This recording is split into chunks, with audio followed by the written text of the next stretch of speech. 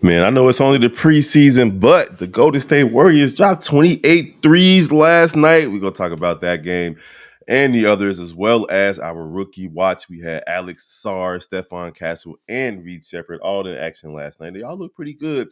And of course, we're going to hit you guys with the dunk of the night and more right after the intro, of course. Thank you for tuning in to the number one place for your basketball fix, NBA Central, hosted by the Cognac Boys. What's the word, NBA basketball fans? It's your boy Big Bro here over here on NBA Central. Told y'all we gonna get into this every single day, man. Basketball season is back, and we are excited over here. Hey, we got a lot to talk about, but y'all already know. Hit us up at NBA Central Pod wherever you like to receive your social media. Also, comment, like, and share. Let us know what you guys think about today's topics. We'll get right into it. The Warriors and the Kings. The Warriors won 122 to 112 over the Kings. We'll get back to that game in a second.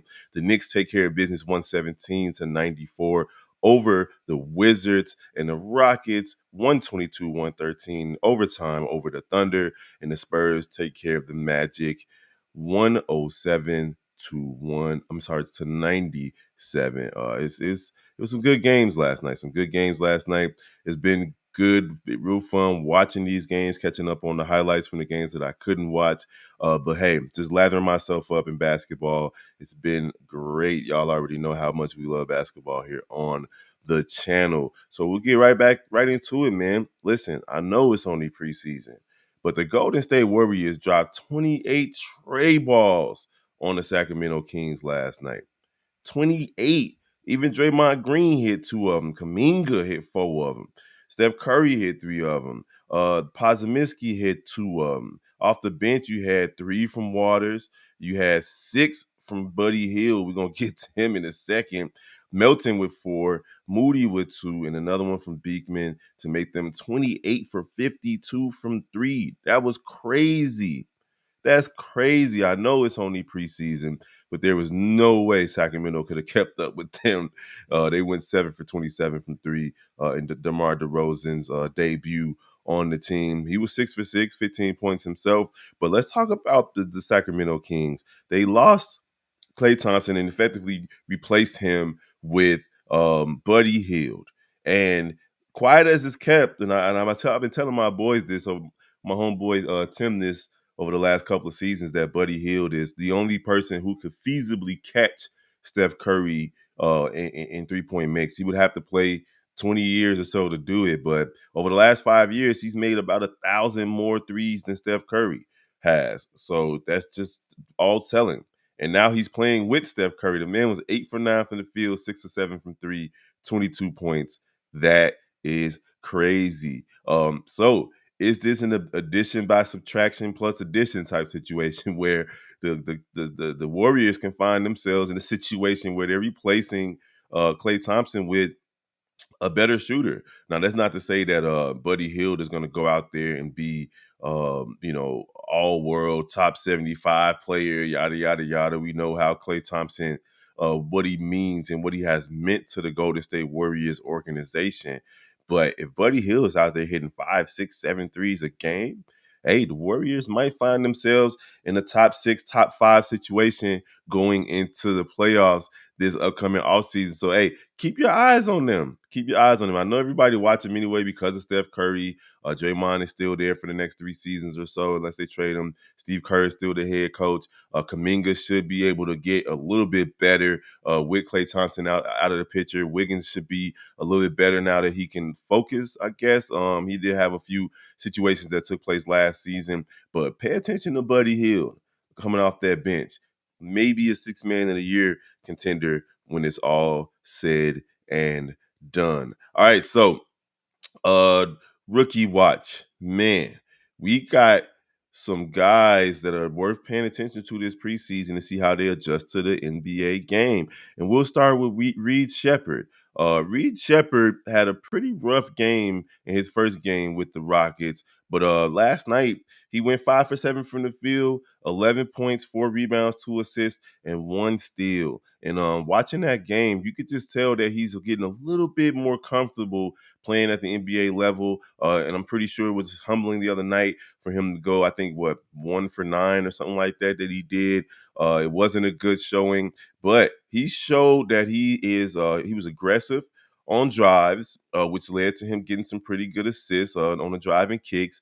He trailed pretty well on a play where Isaiah Hartenstein tried to get a pass inside on Reed Shepherd's man, but Reed was able to tip it away and get the steal. And that mid range is pretty solid, especially driving to his right.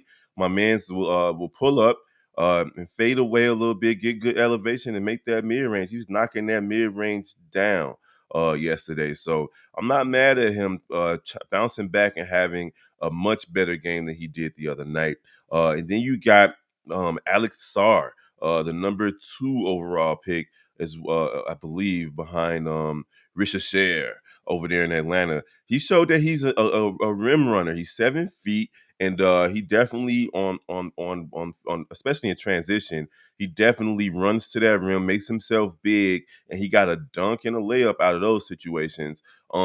He showed off the range yesterday too. He hit a three, so I wasn't mad at his production from that standpoint. Like, okay, he's 7 feet. You're showing that you're willing to take the threes, and then he hit 2 of them. He was 2 for 6 from three. He did have 12 points and 9 rebounds, so you know he's going to get boards at 7 feet. But 3 assists and 3 blocks.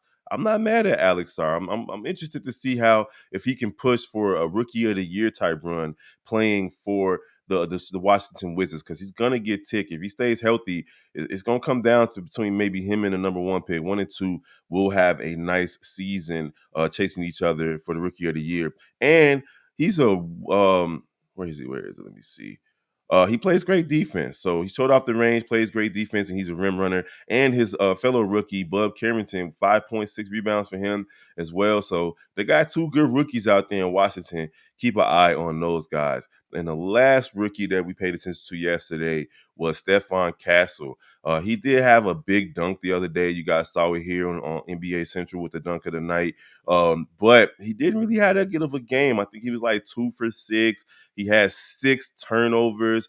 That's not good. But last night, he definitely bounced back and had a really good game. My man had 17 points and 4 assists. He was a +9. He only had 1 turnover and he had 2 steals. 7 for 10 from the free throw line as well, because he was yesterday at least aggressive in attacking the basket. So he was played good defense, which led to an open layup in one case. Showed off the range, hit a couple of threes last night. Let me see how many threes he hit. uh 2 for 5 from three. So he definitely showed off the range, but attacking the basket was what I was impressed with the most from the rookie last night. And he's a willing passer. You saw him get those 4 assists, but all 4 assists were good ones that led to threes, and one of them was a layup to Victor Wembanyama. So it was a good game from Stephon Castle. Him and Reed Sheppard both bounced back from pretty much subpar games in their first games in the preseason, and we saw Alex Sarr show that he is going to be aggressive. So let us know what y'all think about the rookies down below in the comments. All right, now before we get up out of here, y'all already know we are going to take a look at the dunk of the night. And when I tell you Wemby is going to enjoy playing with the point guard, Chris Paul, CP3, just take a look at this.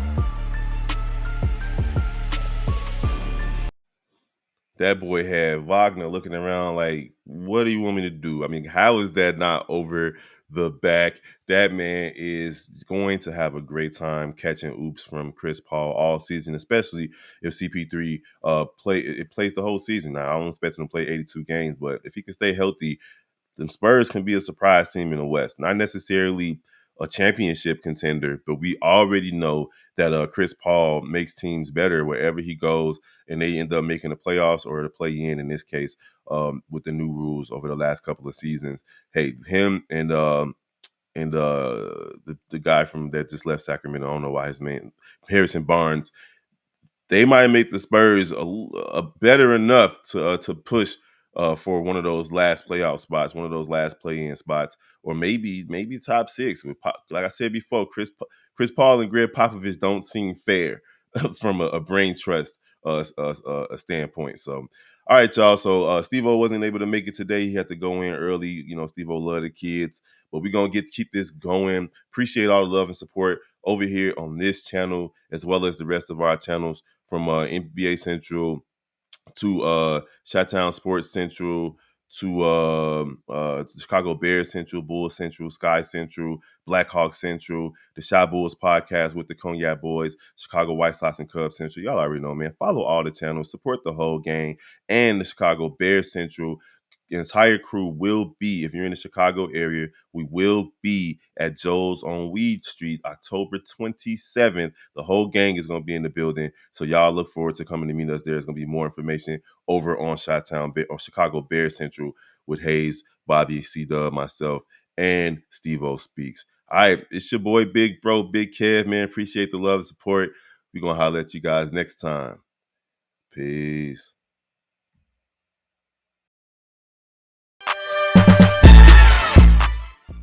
This has been a presentation of the